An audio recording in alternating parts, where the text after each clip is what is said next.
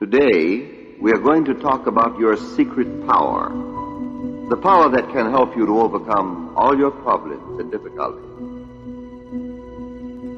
Did you ever say to yourself, I wish that I might never again be afraid of anything? Or have you met someone who had such a deep calm and peace that you have thought, how I wish that I might be like that person?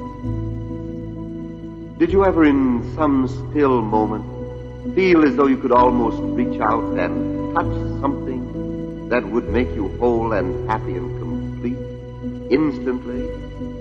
I know you have, because I have, and I am sure everyone has. We are all alike because we are all human beings. Something within us tells us that we are only half alive, that we are not getting what we ought to out of this thing called life. You share this feeling with every other person, and you instinctively know that there is something you ought to be able to tune into, something that is at the very center of your own being, which could make everything right, not only for yourself, but for others and for the whole world. We do not know just how it was that Jesus acquired his terrific faith, but he must have had moments of doubt and misgiving, just as we all do. He must have experienced uncertainty, just as you and I. But unlike most of us, he triumphed. He walked over the waters of doubt, the waves of confusion, and the tempests of fear. And he said, in effect, if you wish to do what I am doing, follow the few simple truths I have given you. I have told you that the kingdom of God is at hand. But you do not see it, because your eyes are so filled with tears that you cannot see. Your ears are so dulled with confusion that you cannot hear. Your minds are so weighed down with doubt that you cannot understand. And what was his remedy for all this? Open your spiritual eyes. Listen with the inner ear. Open your mind. And just what is it that we must see and hear and understand? It is this. This thing called life flows into everything and through everything. It passes into every human event and translates itself through every human act. If you think of this life as flowing through your every act, you will soon discover that the things you give your attention to are quickened with a new energy, for you are breathing the very essence of being into them. You know that you can think yourself into being unhappy and depressed. You know that you can think yourself into being glad. Did it ever occur to you that you can also think yourself into being well, into being prosperous? That you can think yourself into success?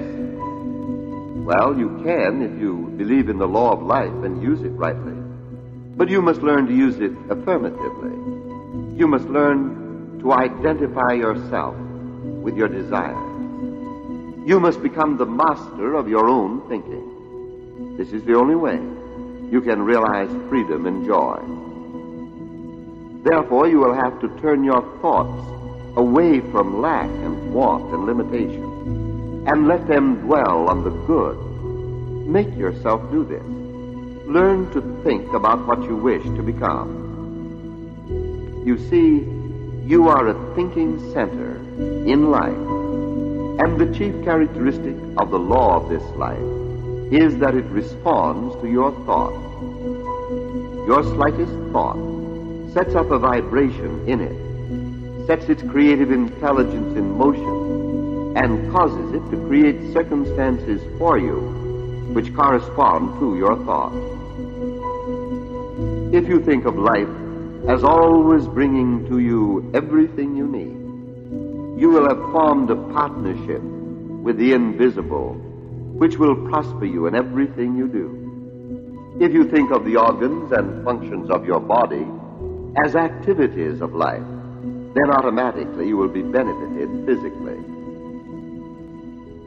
The spiritual gifts, which people have so earnestly sought after, are not something that God has withheld from man. Quite the reverse. They are something which man in his ignorance has withheld from himself. Life is never vindictive. It is not withholding anything from you. It is not even waiting until you are good enough to receive. Life is love.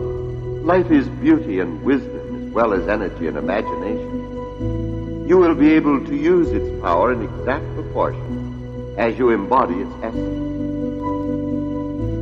If our acts, as they must, spring from our inward thoughts, then it follows that when we change our inward thoughts, we shall at the same time change what they do. That is, we shall be introducing a new law of cause and effect into our lives, and the effects of our previous mistakes will disappear. Doesn't that seem wonderful? The one, then, who would heal hate must first learn to love. The one who would live a beautiful life must commune with beauty. He must feel beauty. The one who would give happiness must first become happy. The one who would heal a sense of loss must first have arrived at an inner realization of wholeness.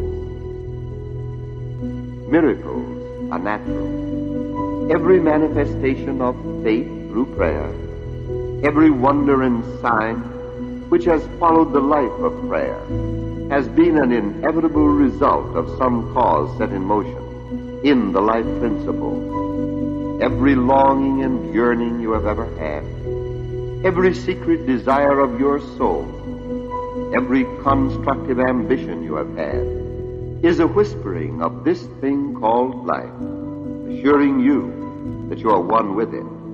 You are a manifestation, a personification of it. You are a center where life passing through you becomes a definite, a distinct, and a unique individual. There is no one else like you in all the universe, and there never will be. If you will take time daily to sense the presence of life within you, to believe in it, to accept it, it will not be long before the life which you have known will gradually disappear, and something new will be born, a bigger, better, and more perfect you. You will pass from death into life, from lack and want into greater freedom, from fear into faith. From a sense of being alone, you will become one with everything. You will rejoice in this oneness. Now there may be some who think that before they can accept this position, they must first become profound philosophers, spiritual sages, or men of such deep scientific knowledge that they stand apart from the rest of the world. This is not true at all. What the wisest have known is only a little more than you and I know. They cannot answer your questions for you. You will have to answer them for yourself. Even the best man who ever lived could not live for you. You will have to live for yourself. Fortunately, you do not have to borrow power from anyone. You are using the law of life every time you think. And no matter how long you may have been using it wrongly and ignorant, the very day, that hour, yes, the very moment, you begin to use this power rightly, the effects of having used it wrongly will pass from your experience. Does it make any difference how long a room has been dark? Does it make any difference when you introduce a light? Does it make any difference how long the earth has been parched when refreshing rains come to bring a new life, a new seed time, and a new harvest to the field? This is where faith plays its great role. For without faith, it is impossible for one to do his best or get the most out of living. This does not mean faith in your personality alone, but faith in the great ocean of life itself, faith in God. No one has ever yet found a substitute for this kind of faith. I have never known anyone whose faith in himself, just as an individual or as a person, was great enough to meet the issues of life. I have met many who have tried this, but as yet I have never seen it prove successful. There is something about our very nature that demands a constant communion with the invisible. Every man is some part of God, whether or not he knows or believes it. But we hypnotize ourselves into thinking that we are incomplete and imperfect. We identify ourselves with the fantastic pictures of our morbid dreams. But the ropes that bind us are ropes of sand. Let us cease to wonder what made the machinery get out of order and spend our time in a positive realization that there is a divine mechanic at the center of our being who knows how to repair it. And having thoroughly cleansed our mental house, we must now get a new tenant, one who knows how to live in it, one who knows that he is living in the house of God. He is in heaven now. He is the guest of the infinite today.